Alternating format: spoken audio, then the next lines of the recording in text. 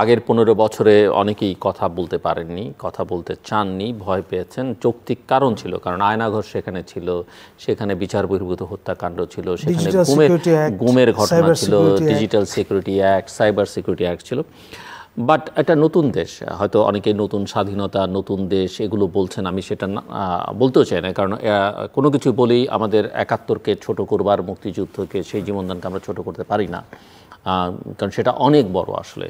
এবং আজকেই মানে একদিন আগে আমার সঙ্গে এই ছাত্র আন্দোলনের নেতাদের কথা হচ্ছিল, এবং আমি দেখলাম যে আমরা হয়তো অনেকে বলছি, কিন্তু তারা কিন্তু ৭১কে সবার উপরেই রাখতে চায়, এবং সেটা ওই আওয়ামী লীগের বা ক্ষমতাসীনদের ওই মুক্তিযুদ্ধের চেতনার নামে সেটাকে শুধু ব্যবহার করার জায়গায় সীমাবদ্ধ রেখেছিল, কিন্তু অঙ্গীকারের ধারে কাছে তারা ছিল না। সেই জায়গায় এই তরুণ নেতৃত্ব নেই বলে আমার মনে হয়। বাট আমি সে কারণেই বলছি যে আমরা যদি একটু নির্ভয়, নির্বিঘ্নে, নিঃসংকোচে বলি দেশের ভালোর জন্যে, আমরা চাই এই সরকার সফল হোক, সরকারের ভালোর জন্য, আমি আশা করব আপনি সেটা করবেন। ডেফিনেটলি। যেটি আমি বলবো, মানে খুব গঠনমূলক সমালোচনা, আপনার আঞ্চলিকতা ম্যাটার করে, যেটা উদাহরণ আমি চট্টগ্রাম নিয়ে বলছিলেন। চট্টগ্রাম বিভাগের প্রতিনিধিত্ব সবচাইতে বেশি আমরা বর্তমান, আমি বলবো, উপদেষ্টা পরিষদে। এই বিষয়টা যাতে আমরা একেবারে স্যাটাসাইড না করি, এবং চট্টগ্রামের ভাষায় যারা উপভাষায় কথা বলেন তারা যাতে প্রাধান্য না পান। আমরা গোপালগঞ্জের রিপ্লেসমেন্ট চট্টগ্রাম হিসেবে দেখতে চাই না, পরিষ্কার। এবং এই যে মাননীয় প্রধান উপদেষ্টার কর্ণকুহরে, মাননীয় উপদেষ্টাবৃন্দের কর্ণকুহরে যাতে কথাটি যায়, সেজন্যই অন রেকর্ড আমি বলে রাখলাম। দ্বিতীয়ত, আমাদের এখানে জার্সি বদলের একটা প্রবণতা সর্বত্র সবসময় আমরা দেখে এসেছি। এখানটাও সেরকম একটা ঘটবার আশঙ্কা কিন্তু আছে। আমাদের কিছু কিছু ক্ষেত্রে জার্সি বদল হচ্ছে। আর আরেকটা বিষয়, সেটা হচ্ছে খুব নির্মোহভাবে আমরা মনে করব, চাইব, আমাদের প্রত্যাশা হবে এই সরকারটি একটি নিরপেক্ষ সরকার, in absolute sense of the term, non-party government। বিষয়টা যদি দাঁড়ায় এমন, কারণ পুরো জায়গাটা তো আওয়ামীকরণ ঘটে গিয়েছিল সর্বত্র, একেবারে এ টু জেড। এখন এরা ন্যাচারালি প্রতি বিপ্লব ঘটানোর চেষ্টা করবে, অত্যন্ত স্বাভাবিক, কারণ তাদের জন্য জীবন মরণ সমস্যা। তো সেই কারণে আপনার দেখা গেল যে একটি প্রজ্ঞাপন দিয়ে আপনি সকল উপজেলা চেয়ারম্যানকে বিদায় করে দিলেন, তারপরে পৌর মেয়রদের বিদায় করে দিলেন, মানে যারা স্থানীয় সরকার প্রতিনিধিত্ব করছেন তারা। আবার একইভাবে প্রশাসনে যারা আছেন, কিংবা শিক্ষা প্রশাসনে, এই যে ১৫০টার মতো পাবলিক এবং প্রাইভেট ইউনিভার্সিটি, এখানে আপনি জানেন যে যে প্রক্রিয়ায় অ্যাপয়েন্টমেন্টটা হয়, আপনার টপ ডাউন অ্যাপ্রোচই কিন্তু আসতো। মাননীয় প্রধানমন্ত্রীর ইশারা আপনার নড়চড়ে বসত শিক্ষা মন্ত্রণালয়, সচিব মহোদয় হয়ে সামারি আপনার মন্ত্রী হয়ে আবার যেত সেখান থেকে মহামান্য রাষ্ট্রপতির কাছে যেত, এবং আপনার শিক্ষা সচিব মহোদয় আচার্যের সচিব হিসাবে প্রজ্ঞাপন জারি করতেন। এবং এই প্রক্রিয়ায় যারা এসছেন এরা হার্ডকোর ডাই হার্ড আপনার আওয়ামী লীগের লোকজন। পুরো প্রক্রিয়ায় আমি একমাত্র ব্যতিক্রম ছিলাম, যে আমি কখনোই রাজনীতি করিনি শিক্ষা জীবনে, এবং আপনার শিক্ষকদের যে রাজনীতিতে কখনো আমি প্রার্থী হইনি কোনো দলের পক্ষ থেকে। যেহেতু আমার একটা মিলিটারি ওরিয়েন্টেশন আছে, আমি on deputation Bangladesh University of Professionals pro vice chancellorship গিয়েছিলাম, এবং ওই মডেলটা যাতে কার্যকর করা যায় সেই জন্য আমি আমার 3 সেনা সহকর্মীকে নিয়ে আপনার বেগম রোকেয়া বিশ্ববিদ্যালয়ে মোতায়েন হয়েছিলাম। কর্নেল একজন ফুল কর্নেল 5th লং কোর্সের, 8th শর্ট কোর্সের আপনার আবু হেনা মুস্তফা কামাল, তারপর 2 জন লেফটেন্যান্ট কর্নেল সহ।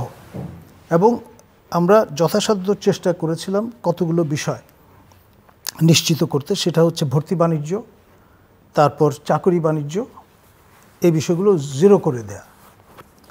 এবং সেটা করতে গিয়ে বাধাপ্রাপ্ত হয়েছে মাননীয় শিক্ষামন্ত্রী সাবেক তৎকালীন আমাদের দীপুমণি, পরবর্তীতে নফেল মহোদয়ের, তিনি তখন উপমন্ত্রী ছিলেন। 2 জন মিলে বারংবার আমাদেরকে নানানভাবে বাধাপ্রাপ্ত করার চেষ্টা করেছে। নফেল মহোদয় আপনার ডিও ইস্যু করেছিলেন তদবির। আপনি এখনো মহোদয় বলছেন? আমি একটা ডেকোরাম মেনটেন করি, সেই কারণে দ্যাটস মাই স্টাইল। মানে এই শিষ্টাচার কিন্তু শিখেছি আমরা মিলিটারি একাডেমি থেকে, সেই কারণেই সেটা মেনটেন করছি।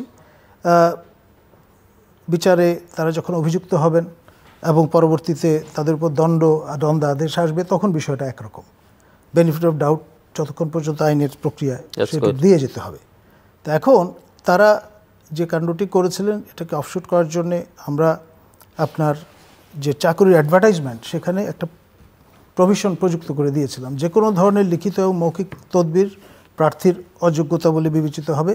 পরবর্তীতে অনৈতিক লেনদেনের বিষয় আবিষ্কার করলে চাকরি চলে যাবে। আমার সহ আলোচক যিনি আছেন, বেয়ামি আউট, তার আপনার ভাস্তে আমাদের এখানে ক্যান্ডিডেট ছিলেন, তাকে কিন্তু তদবির করতে হয়নি, তার মেরিটে সে সেখানে চাকরি পেয়েছে। একটা ফুটো পয়সার লেনদেন হয়নি। উনি নিশ্চয়ই সাক্ষ্য সেটা দেবেন। এবং এই প্রক্রিয়ায় আমরা কিন্তু জিরো করে দিয়েছিলাম, সেটাকে পুনরায় প্রবর্তন করা হয়েছে পরবর্তী আমি চলে আসার পরে। তারপরে প্রক্সি পরীক্ষার্থী আসতো রাজশাহী বিশ্ববিদ্যালয়ের ভালো ছাত্রছাত্রীরা, 5 লক্ষ টাকার বিনিময়ে এক একজন এই ভাড়াটা খাটতেন। সেটা আমি মোবাইল কোড বসিয়ে 13 জনকে 1 বছরের কারাদণ্ড দিয়ে দেওয়ার পর এটা বন্ধ হয়েছে।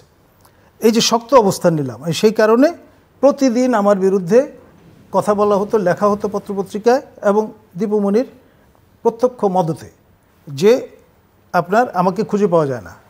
তো বিশ্ববিদ্যালয় চললো কী করে 4 বছর? আমি তো নিয়মিত যাতায়াত করতাম। এবং সেই সঙ্গে যে বিষয়টি বলা হতো যে আমি কাউকে দেখা দিই না, তা এখন তদবির নিয়ে আসলে আমি তো দেখা করব না। আমি ঘোষণাই দিয়েছিলাম যে আনুষ্ঠানিকভাবে এগুলো চলবে না এখানে, যে প্রক্রিয়ায় এই কাণ্ডগুলো আগে হয়েছে। কিন্তু যেই কষ্টটা 4 বছর ধরে করলাম, ঠিক আমি চলে আসার পরে 3-3.5 বছরে একেবারে পুনঃমূষিক ভব তাই হলো। এবং সেই কারণেই কিন্তু আবু সাইদকে আত্মহত্যা দিতে হয়েছে, তাকে শারীরিকভাবে নিগৃহীত হতে হয়েছে মৃত্যুর আগে। এবং পুরো যে দৌরাত্ম্যটা, সেটার অবশেষ কিন্তু এখনও রয়ে গেছে।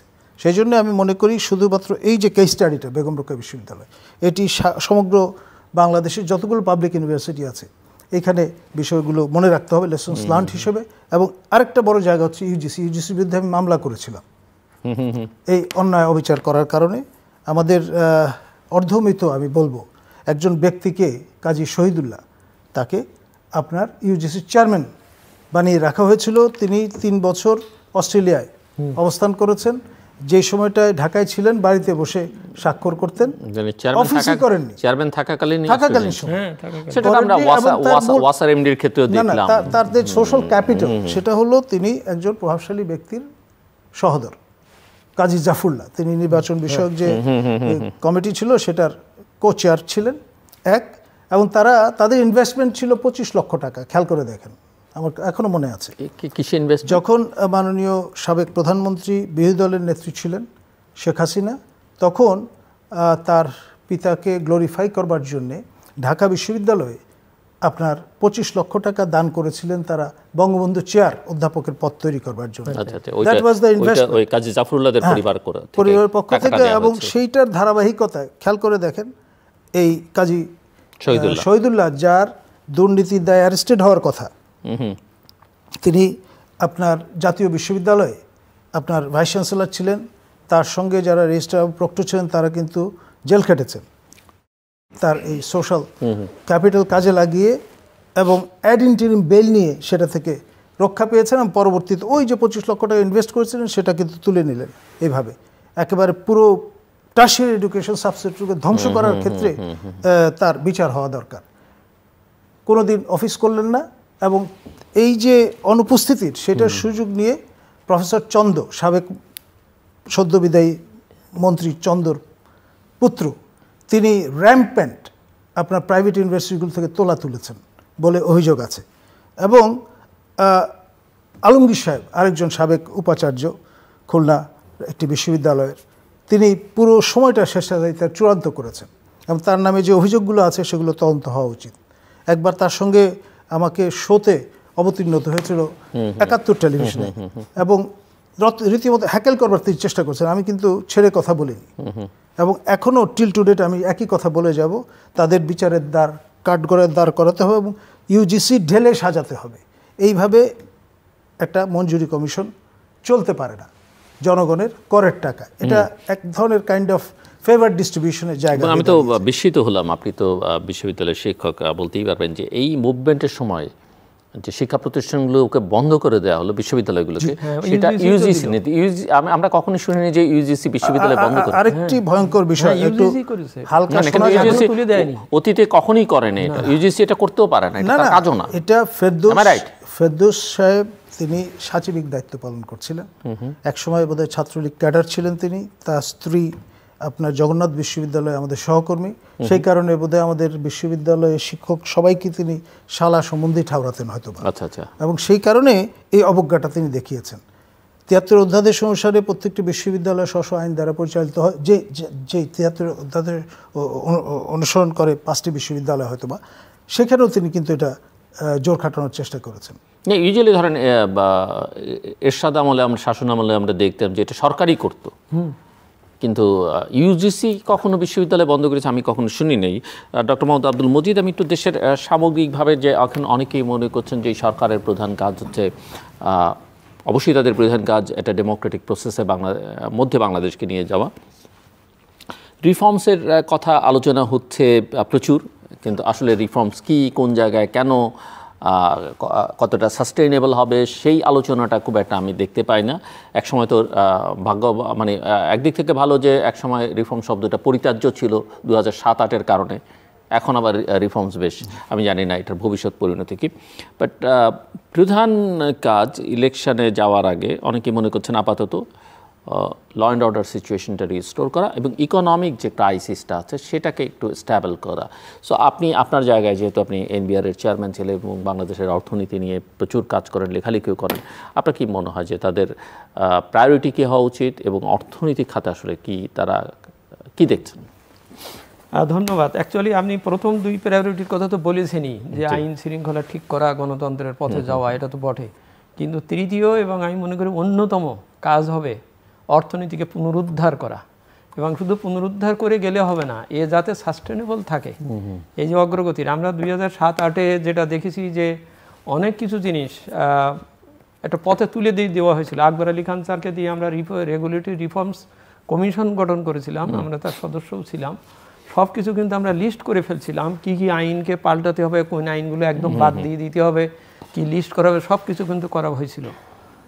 এবং একই কথা কিন্তু 1990-তেও তখন রেহমান সোবহান স্যার হয়েছিলেন, অর্থ উপদেষ্টা ছিলেন, উনি কিন্তু প্রথম দিনই একটা কমিটি গঠন করেছিলেন এই টাস্ক